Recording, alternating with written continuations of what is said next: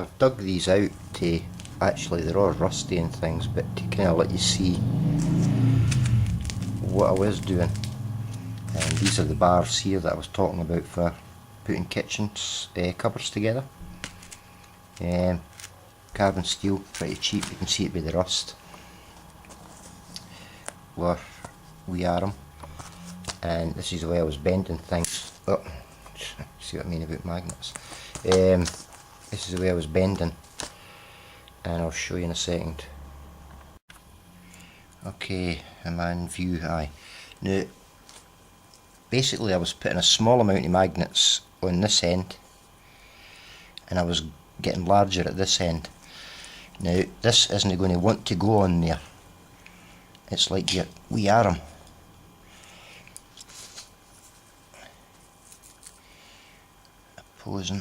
Opposing, and by the time you get here, you are really talking like opposing, but you've got some serious force going on here. Again, this isn't going to want to go on there, and you have to fit it on. That's why it was in like boxes and things to hold it together. But by the time you've done this, and you bring your wee arm in, okay, I've just turned these around, and I've got my rotor coming in like so. This is it here. It's coming into the vicinity there. It's getting kicked off this one on here, this tail end. It's coming out like this. Can you see this? And believe me, if you get a go and you just play with it, you'll find your main force back here is firing right out.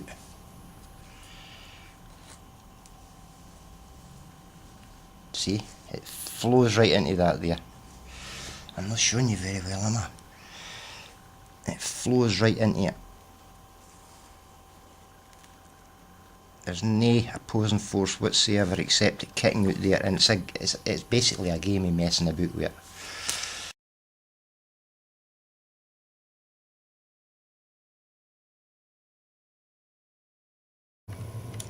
It's a bit of a grainy picture, but this was the actual rotor assembly. I've got bubble wrap and I've got it all taped up because it would sort of fly apart sometimes, you know, and it would go that fast that it was quite sore when it hit you. On my stator,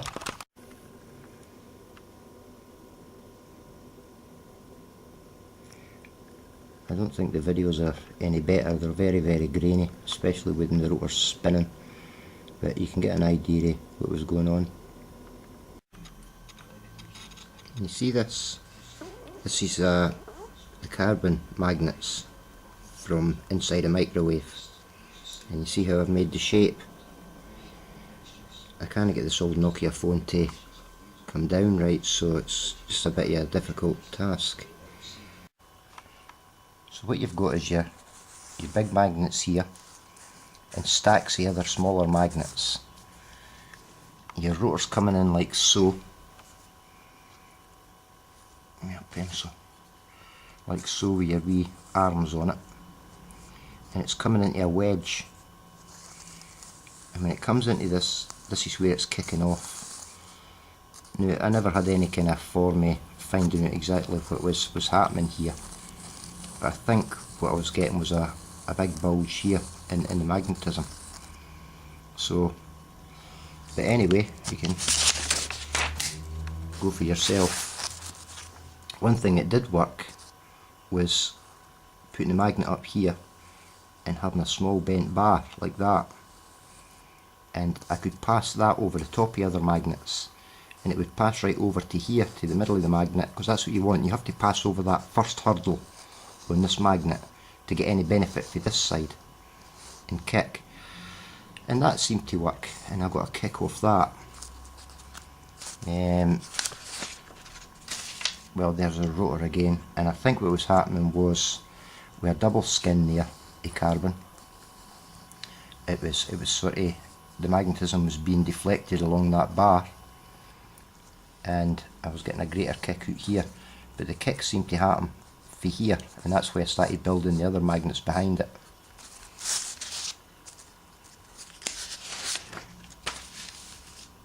If you think of magnetism like a water spout, like a pipe end in a water spout, and you're putting something up here to stop that part of the water coming up, and it's getting deflected down, and yet this part's coming up, and that's the part you're using. You know, that's where you're getting your drive at that part there. These magnets are all rusty and 40 bits. But that's where you're getting your sort of drive. So, a couple of things I've never ever tried that I kind of run through my head was, if you had half pipes, what would be happening to the magnetism along that pipe? And could you run your rotor through it? Again, quarter pipes. And the other one was, you know, like the part of a quarter bend or a half bend of a pipe, with different sets of magnets, greater and lesser here, to kind of, and different angles of your rotor coming into that influence. Again, it's something that I never ever done myself, but you can see that the thing actually works, especially when I show you the videos, if I can get them downloaded. But if you mess about with it, you'll see that there's a definite force going on that you can probably, because what you're actually doing is, in double skinning up and bending it like that, is you know, you've got that control over where you're bringing your rotor in, and you've got a kick off here, and you maybe bringing your rotor in like that kind of angle, and you bend it slightly less like I've got there. That's just a shape that was lying around. I don't think that's the shape I ended up using, but again, you just bend these bars to suit yourself and play and toy with them. But you know, there's definite benefits to be had there, and you've got much more magnets, hence a greater force in a restricted area. So you've got them all in this sort of area that you're bringing your rotor through. You get a much better kick off it, because if you try to array these round your rotor, jeez, you would have bits of here and bits of there and angles going all over the place. There's definite benefit in this if you mess about with it and get a go for yourself. You can see how I've got it stacked up here, and I've got the bend going on with the carbon steel, and I've got the smaller niobium magnets piled underneath. Can you see that? That's what I was using for a stator, and various other shapes as well, of course. Can you see that there? And what I've got is the rotor would come in here, like this bit here, and it would be in here. So my stator was basically, I'm playing with the forces and spreading them along the bar, rather than having it all in one location, one small thumbnail sort of location with your magnets. You're kind of leading the rotor in, like the drawing shows you.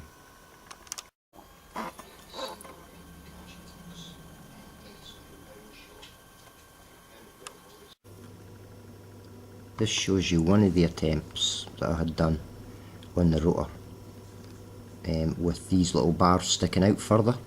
I found it better, see the distance, there's no that much distance between these, and I found it better if they were just slightly overlapping in a tighter circle, and it just seems to get a whole full spin up.